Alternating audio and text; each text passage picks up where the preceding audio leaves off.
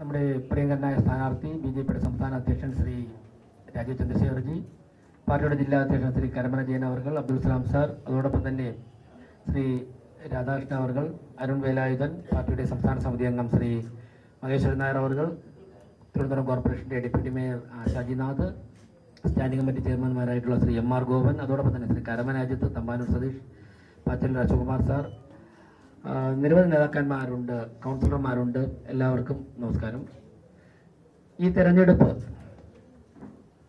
ഇനി ഒരു കുറച്ച് ദിവസം കൂടി, സാധാരണ കഴിഞ്ഞ ടേമിൽ കിട്ടിയ സമയത്തിൻ്റെ അത്ര പോലും ഇല്ലാത്ത ഒരു തിരഞ്ഞെടുപ്പാണ് ഈ തിരഞ്ഞെടുപ്പ്. എന്നാൽ ഇനി വരാൻ പോകുന്ന ദിവസങ്ങളിൽ ഒരുപാട് രാഷ്ട്രീയ കാര്യങ്ങൾ നമുക്ക് ചർച്ച ചെയ്യേണ്ടതായിട്ടുള്ളത് കൊണ്ട് ഈ അവസരത്തിൽ ഞാൻ ഒരുപാട് കാര്യങ്ങളിലേക്ക് പോകുന്നില്ല. പക്ഷേ നേമം നിയോജക മണ്ഡലത്തെ സംബന്ധിച്ചിടത്തോളം കഴിഞ്ഞ ഒരു 4.5 വർഷം മുമ്പ് തന്നെ തീരുമാനമെടുത്തു കഴിഞ്ഞു, ഇടതുപക്ഷത്തിന്റെ CPM-ന്റെ രാഷ്ട്രീയം നേമം മണ്ഡലത്തിൽ നിന്ന് അവസാനിപ്പിക്കണമെന്ന്.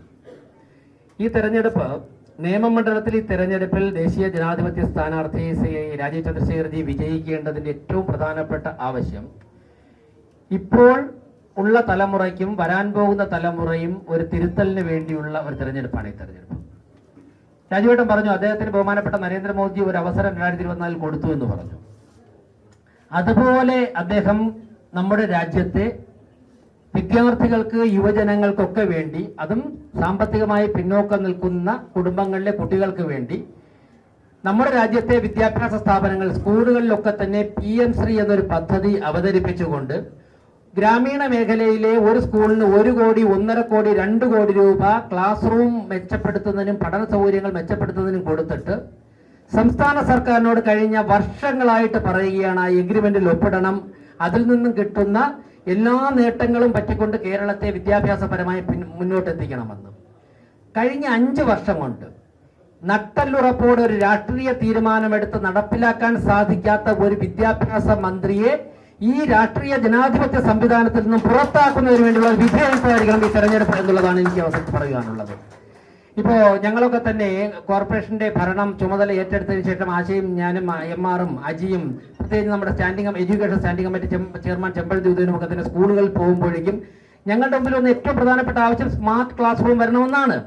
സ്മാർട്ട് ക്ലാസ് റൂം നടപ്പിലാക്കുവാൻ വേണ്ടി കോടിക്കണക്കിന് രൂപ നരേന്ദ്രമോദി ഗവൺമെന്റ് അനുവദിച്ചപ്പോൾ അവിടെ പോയിട്ട് ഒപ്പിടാൻ പോകുന്നു എന്ന് പറഞ്ഞിട്ട് ഒരു ഘട്ടം ഒപ്പിട്ടതിന് ശേഷം കേന്ദ്ര ഗവൺമെന്റിനെ കബളിപ്പിച്ച് ആദ്യഘട്ടം പണം നേടിയെടുത്തിട്ട് കരാറിൽ നിന്ന് പിന്മാറുവാനുള്ള ഒരു ശ്രമമാണ് ഇവിടുത്തെ ഗവൺമെന്റ് നടത്തിയത്, ഇവിടുത്തെ വിദ്യാഭ്യാസ മന്ത്രി നടത്തിയത്.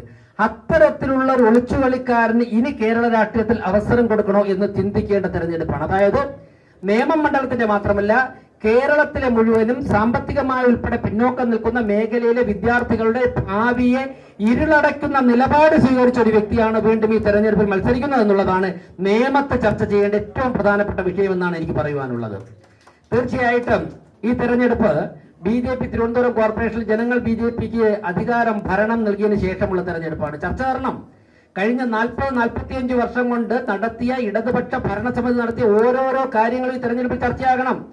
മാലിന്യ സംസ്കരണത്തിന് ഏറ്റവും നല്ല മാതൃകകൾ ഇന്ത്യയിലും ഇന്ത്യക്ക് പുറത്തുമുള്ളപ്പോഴേക്കും വിളപ്പിൽശാല എന്ന് പറയുന്ന ഒരു സ്ഥലത്ത് കൊണ്ടുപോയിട്ട് മനോഹരമായ ഒരു പദ്ധതിയെ അഴിമതി നടത്തി തകർത്ത് തരിപ്പണമാക്കി ഇപ്പൊ തിരുവനന്തപുരം കോർപ്പറേഷൻ എന്ന് പറയുമ്പോഴേക്കും ജനങ്ങൾ ഭയത്തോടെ കാണുന്ന ഒരു അവസ്ഥയിൽ എത്തിച്ചതിന്റെ തുടക്കക്കാരൻ ആരാണെന്നുള്ളത് നിയമം ഈ തെരഞ്ഞെടുപ്പിൽ ചർച്ച ചെയ്യേണ്ടതാണ്. ഇത്തരത്തിലുള്ള രാഷ്ട്രീയ നിലപാടുകൾ വീണ്ടും നിയമസഭയിൽ എത്തണോ വേണ്ടമോ എന്ന് നിയമത്തെ ജനങ്ങളാണ് തീരുമാനിക്കേണ്ടത്. ഞാൻ കൂടുതൽ സംസാരിക്കുന്നത് നമുക്ക് ഇനി വരാൻ പോകുന്ന കുടുംബയോഗങ്ങളിലും രാഷ്ട്രീയ യോഗങ്ങളിലും മാധ്യമ ചർച്ചകളിലും ഒക്കെ തന്നെ മുഴങ്ങിക്കേൾക്കേണ്ടത് ഈ ശബ്ദമാണ്.